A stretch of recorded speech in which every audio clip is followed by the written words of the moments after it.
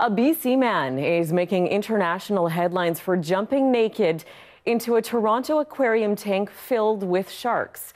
We've now learned that man is from Nelson. David Weber is being sought by Toronto police, and not just for the swim. He's also wanted for allegedly attacking a man outside a dinner theater earlier that same night. The CBC's Greg Ross picks up the story.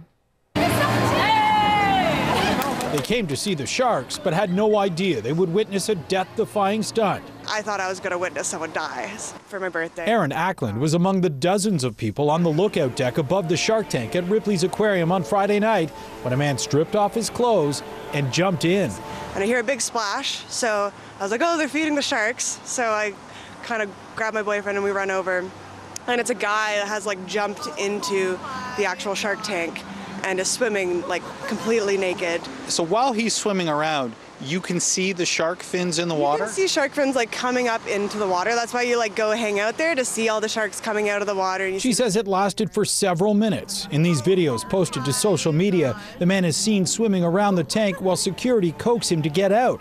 At one point, he appears to comply. When he climbed out, he backflipped back in again.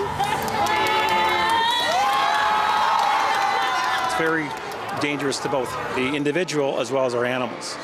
Peter Doyle is the general manager at Ripley's Aquarium. He says the man is lucky he wasn't injured. You're jumping in the unknown. You don't know how animals are going to react.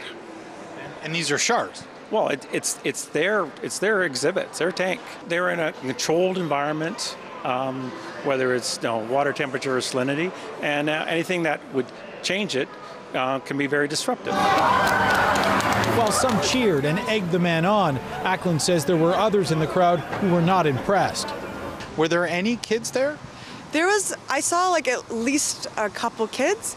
I remember noting about it, being oh, it's kind of late for kids to be out. When the man finally did come out of the water, there was a woman waiting with his clothes, and the two of them fled before police arrived. He left half his clothes here. He ran out with his pants on and carrying his shoes, but he bolted. Police have confirmed they believe it is the same man, a man wanted for assaulting somebody outside of Medieval Times dinner theater. And they say he's described as 5'10", 220 pounds with a shaved head, a goatee, and missing teeth. In addition to those assault charges, police say he could be facing charges of mischief and indecent act.